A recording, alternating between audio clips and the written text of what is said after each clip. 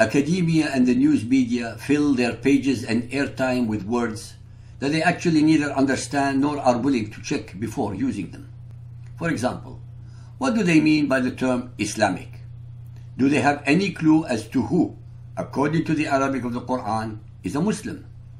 Dictionaries tell us the following: Islamic, of or relating to or supporting Islam. Islamize, to cause to convert to Islam, to conform to Islamic law or precepts, to bring within Islam. Islamism, a set of ideologies holding that Islam is not only a religion, but also a political system that should unite Muslims all over the world. Islamist, person who espouses Islamic fundamentalist beliefs through obedience to Sharia. Not once do any of the above point out that all of these terms are actually related to Arabs, Arab culture, Arab beliefs, Arab writing, Arab thought, Arab holy places, Arab traditions, Arab dress, Arab politics, and most assuredly Arab imperialism. Let us together explore these words based on language and logic.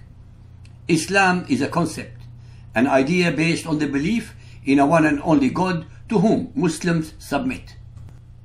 A concept, an idea, or a belief system does not create a civilization. The greatest civilizations in history, upon which our current civilization stands, were not monotheistic, but polytheistic. No one speaks of Christian, Jewish, Hindu, Buddhist, Zeusian, or Marcian civilizations. Why only of so-called Islamic? Is it Arab Islamic, Persian Islamic, Afghani Islamic, Berber Islamic, Sudanese Islamic, or maybe Senegal Islamic civilizations?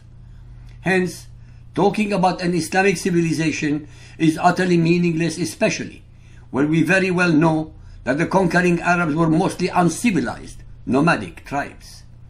One can discuss art, science, politics, and philosophy under the umbrella of Arab Islam, all of which are not Islamic, especially since under Sharia, not a single one of these items is allowed any freedom of expression or thought.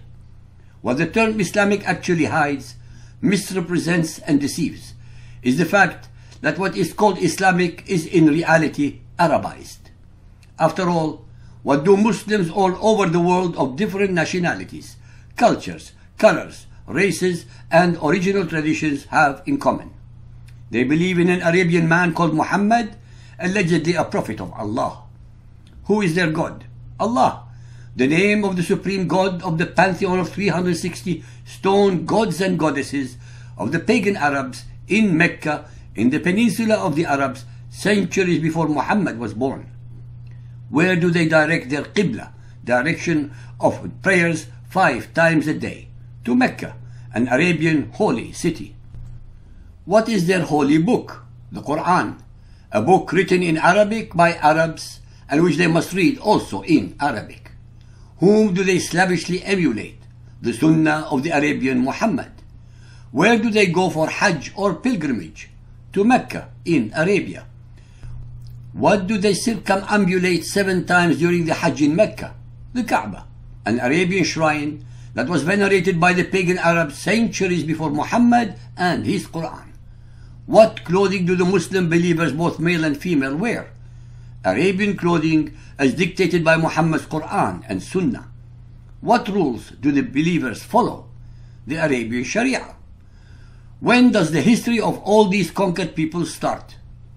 Their history starts from the day they were subjugated by the Arabs, because all their history prior to that instant of time is considered Jahiliyyah, that is, days of ignorance, no matter how glorious it actually was.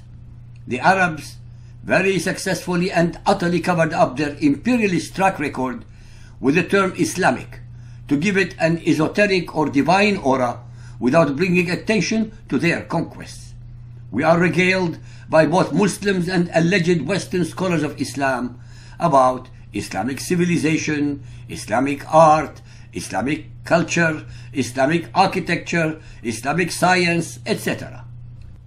To start with, the hordes that came out of the Arabian Peninsula in the 7th century were almost entirely illiterate tribes who had no vestige of any civilization.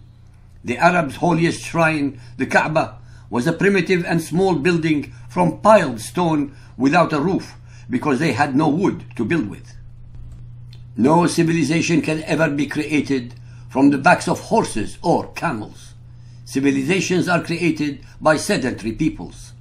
The Arabians were able to conquer, slaughter, subjugate, enslave, and convert millions of non-Arabian peoples on 3 continents, overcoming several of the oldest civilizations and empires in the world of that time. The Byzantine Christians, the Sassanid Persians, the Coptic Egyptians, the Iberian and French Christians, the Hindu Indians, the Buddhist Chinese, and others.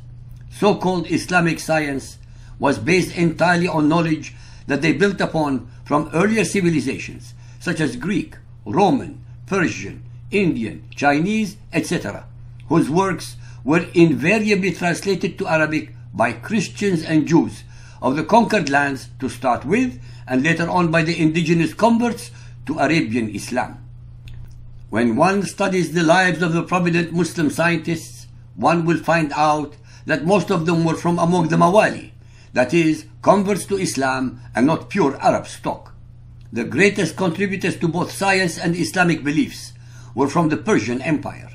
Moreover, almost the entirety of them were not fundamentalist believers, but worldly men, and many of them were imprisoned, exiled, or killed because they were not fulfilling Sharia.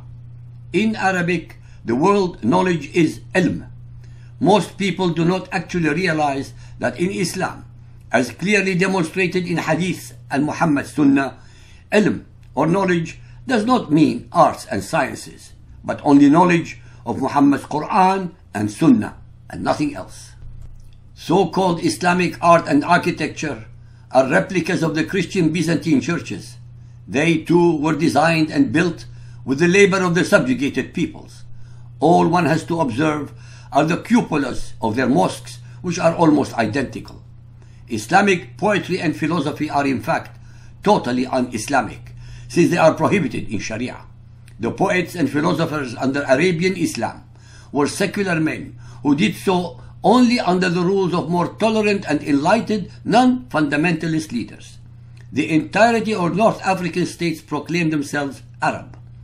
No one even questions such a ludicrous, if not utterly asinine, declaration. How is it logical or possible for a few tens of thousands of Arabian conquerors to become more numerous than the millions they conquered? What happened to the native Egyptians, the Libyans, the original Berber? Did all these millions of people evaporate into thin air and were replaced by Arabs? Of course not. These people were Arabized by the longest lasting, 1400 years and counting, and least useful imperialist power in human history. They were forced to convert under the jizya, onerous poll tax, and everything they believed in, cherished and created was Arabized. The Arabs obliterated their previous history, prohibited them from practicing their language, destroyed their temples or replaced them with mosques, forced them to wear Arabian dress, replaced the beliefs of most of them with Arabic Islam, and brought them down to the abyss of Muhammad's Arabian Islam and Sharia.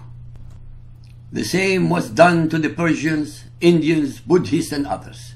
While Greek, Roman, and even Western imperialism brought with them roads, sanitation, culture, art, science, running water, law and order, the Arabs had absolutely nothing of value to bring to the superior cultures of the conquered peoples. The Muslim Arabs, like their mentor Muhammad, were best at plundering, pirating, plagiarizing, and or perverting the concepts, precepts, thoughts, and ideas of their vanquished subjects, and then claim them as theirs. They continue to do so as we speak. Arab imperialism is the longest lasting, the most parasitic, the most culturally devastating, and the least useful in human history. Every civilization the Arabs subjugated and continue to rule under Sharia has become among the least productive, least inventive, and least creative in the world. Just observe the 1500 million Arabized Muslims in 55 Muslim majority states on the globe today. Hence, Muslims are ones who follow obey, emulate, and believe in the Arabian cult of Muhammad. Although Muslims represent 20% of humanity, they have contributed less than 0.2% of all Nobel Prize winners. In conclusion, there is nothing Islamic about Islamic. Any and all terms Islamic should purely and simply be replaced by the more correct Arabized.